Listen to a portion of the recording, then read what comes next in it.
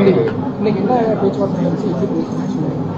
So இன்றைக்கி வந்து பார்த்தீங்கன்னா அவங்க எக்ஸ்பெக்ட் பண்ணுறது என்ன அப்படின்னு கேட்டுக்கிட்டிங்கன்னா பேசிக் social infrastructure.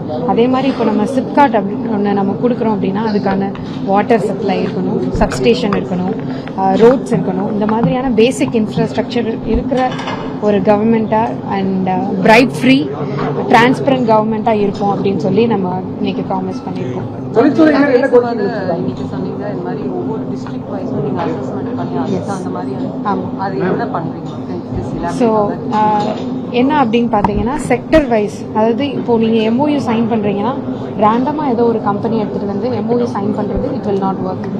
So we are doing assessment, detail analysis, sector wise even district wise என்ன ஸ்கில் இருக்குன்னு பார்த்து அதுக்கேற்ற மாதிரியான கம்பெனிஸ் கொண்டு வந்து அதுக்கான எம்ஓயு சைன் பண்ணுறது தான் எங்களோட ஐடியா.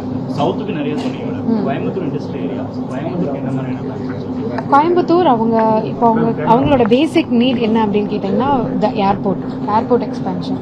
ஸோ அதுக்கான ஒர்க் வந்து இப்போது ஃபுல்லாக நடந்துட்டுருக்கு. டெஃபினெட்லி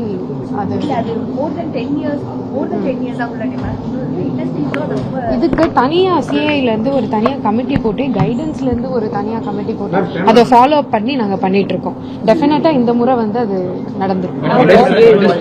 ஒரு பெரிய பிரச்சனை ஸ்கில்டு லேபர் வந்து அவங்க வந்து வெளியிலிருந்து ஆளுங்க இது பண்றாங்க அப்படின்னா ஃபர்ஸ்ட் வந்து பார்த்தீங்கன்னா எஜுகேஷன் இன்ஸ்டியூட்டோட டைப் பண்ணி அவங்க வந்து அதுக்கேற்ற மாதிரி ப்ரிப்பேர் பண்றவங்களுக்கான ப்ரீவியஸ் கவர்மெண்ட் பண்ணிருந்தாங்க. ஸோ இப்போ நம்ம என்ன ஆக்டிவா பண்ண போறோம், என்ன பிளான் இருக்கு? ஸோ ஸ்கில் லேபர் அப்படின்னு நீங்கள் பார்த்தீங்கன்னா மோஸ்ட்லி வந்து ஃப்ளோர் ஜாப் அப்படின்றது தான் நம்ம தமிழ்நாட்டில் வந்து அதிகமாக இருக்குது. இனிமேல் வந்து ஹை பெய்ட் ஜாப் கொண்டு வரது தான் நம்மளோட மோட்டிவாக இருக்குது. ஸோ அதே மாதிரி தான் லோக்கலில் இருக்க காலேஜஸோட டைப் பண்ணி இப்போ நம்ம செக்டர் வைஸ் ஸ்டடி பண்ணும்போது அங்கே இருக்க காலேஜஸோட டைப் பண்ணி 6 மந்த் அவங்க இன்வெஸ்டர்ஸ் வரதுக்கு முன்னாடியே 6 மந்த் முன்னாடியே நம்மளோட யூத்தை வந்து எக்யூப் பண்ணிடுறோம். ஸோ அந்த பிளானில் தான் இப்போ வந்து நம்ம ஒர்க் பண்ணிட்டு இருக்கோம். Emerging sector. ஆனால் தமிழ்நாடுடைய எக்ஸிஸ்டிங் ட்ரெடிஷ்னல் செக்டரும் ரொம்ப வீக்காக இப்போ ஆயிடுது. ஸோ அதுக்கு என்ன பிளான்?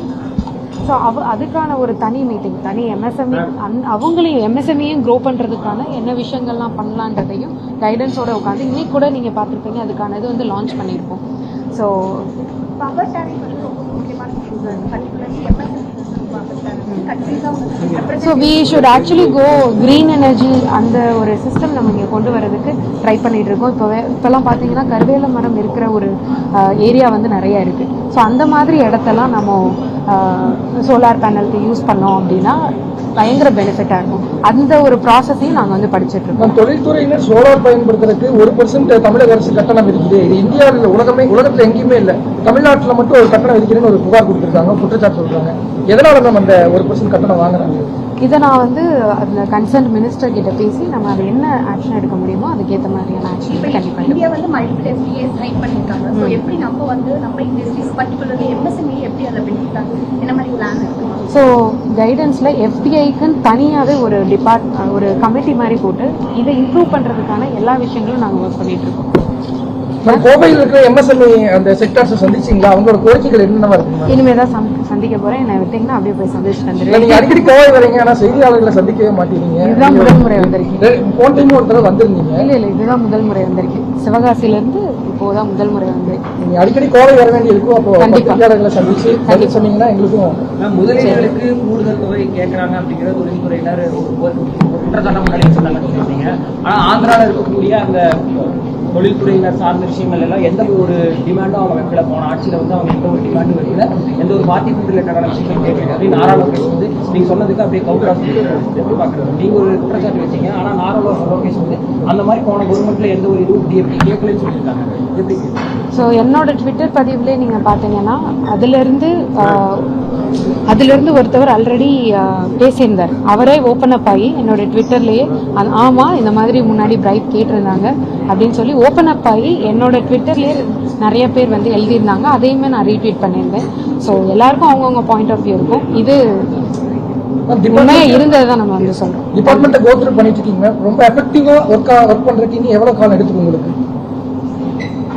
இப்போயே நீங்கள் தான் சொன்னீங்க எஃபெக்டிவாக ஒர்க் பண்ணிட்டு இருக்கோம். எஃபெக்டிவாக தான் ஒர்க் பண்ணிட்டு இருக்கோம். டெஃபினெட்லி இதுக்கு முன்னாடி நீங்கள் பார்த்தீங்கன்னா 3 கம்பெனி நாங்கள் வந்து போய் பார்த்துட்டு வந்துட்டோம்.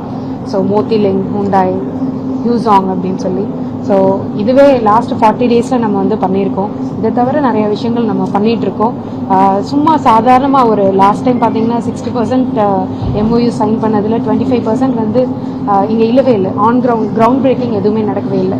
ஸோ அந்த மாதிரி இல்லாமல் ஃபுல் 100% MOU கிரவுண்ட் பிரேக்கிங் பண்ணுறது தான் எங்களோட மோட்டிவ். எந்த ஒரு ரீசன் இல்லாமல் we don't want to go and do a signing MOU. ஒரு எம்டி பேப்பரில் சைன் பண்ணிட்டு வரக்கூடாதுன்னு எங்களோட மோட்டிவ். ஸோ 25% முன்னாடி இருந்த அந்த அவங்க சைன் பண்ணதில் எதுவுமே நடக்காமல் இருந்தது. இந்த தடவை we want to do it 100%. இதனால எந்த ஒரு இளைஞரும் வெளியே போய் ஹைதராபாத்லேயோ பெங்களூர்லேயோ ஜாப் தேடி இல்லாமல் இங்கேயே சென்னையிலையோ கோயம்புத்தூர்லையோ மதுரையிலையோ நம்ம கொண்டு வர மாதிரியான எல்லா நடவடிக்கைகளும் எடுத்துட்டு இருக்கோம். ஆலை வந்து தமிழ்நாட்டுக்கு வர வேண்டியது குஜராத்துக்கு கைகளில் போயிடுச்சுங்கிற மாதிரி இருக்கு. ஒன்றிய அரசோட எப்படி போட்டி போட்டு அந்த ஆலையை மறுபடியும் தமிழ்நாட்டுக்கு கொண்டு வர போறீங்கன்னு சொல்லுங்க. ஒன்றிய அரசோட ஒத்துழைப்போட நம்ம வந்து பண்ணிட்டு தான் இருக்கோம். கண்டிப்பா அது நடக்கும். தேங்க்யூ.